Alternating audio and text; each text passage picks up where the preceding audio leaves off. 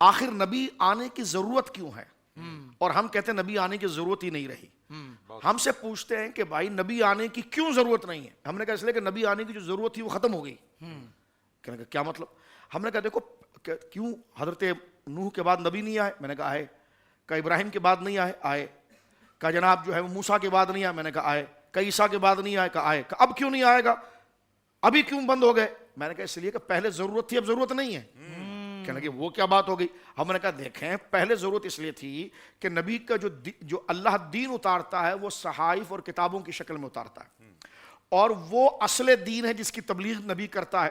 پچھلی امتوں کو جب وہ دین کتاب دے کر جائی جاتی، امت اس میں انتشار اور افتراق کرتی، اور اس اصل جو ہدایت ہے وہ منتشر ہو جاتی. رب کریم کی رحمت جوش میں آتی کہ آنے والے جو بندے ہیں ان تک تو اصل شکل نہیں پہنچ رہی.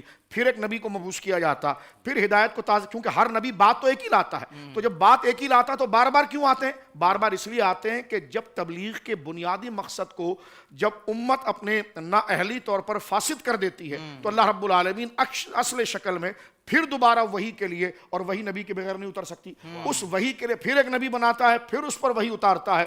تو کہا حضور کے بعد نبی کیوں نہیں آئے گا؟ میں نے کہا اس لیے کہ اللہ کے رسول نے ٹیم ایسی بنا دی تھی جس نے قرآن کو ایسا محفوظ کر دیا ہے، اور قرآن جب محفوظ ہے تو پھر نبی کی ضرورت ہی نہیں ہے. کیا کہنے شاہ جی، واہ. کیونکہ نبی کی ضرورت ہوتی ہے وحی کے لیے، واہ واہ واہ. کیونکہ نبی کے علاوہ تو کسی کے سینے پر وحی نہیں آتی.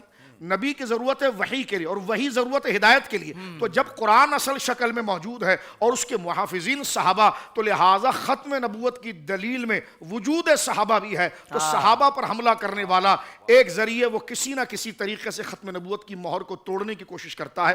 اس لیے جو صحابہ کی عدالت پر کامل یقین رکھتے ہیں ان کو قرآن پر کامل یقین ہوتا ہے، اور جس کو قرآن پر کامل یقین ہے وہ ختم نبوت کی دلیل ہے. کیونکہ جب قرآن موجود ہے تو اس کے لیے آخری نبی حضور موجود ہیں. اب جو قرآن اصل شکل میں موجود ہے تو یہی قیامت تک باقی رہے گا. تو جب یہی قیامت تک باقی رہے گا تو پھر کسی نبی کی ضرورت ہی نہیں رہے گی. کیا کہنے ہیں. سوشل میڈیا پر اسلام کی صحیح تعلیمات جاننے کے لیے ابھی حافظ سائر قادری کا نیا YouTube channel Islamic digital studio subscribe کر لیں، اور ہاں نوٹیفیکیشن بیل آئیکن کو بھی پریس کر لیں تاکہ ہماری نئی ویڈیوز آپ تک بر وقت پہنچ سکے.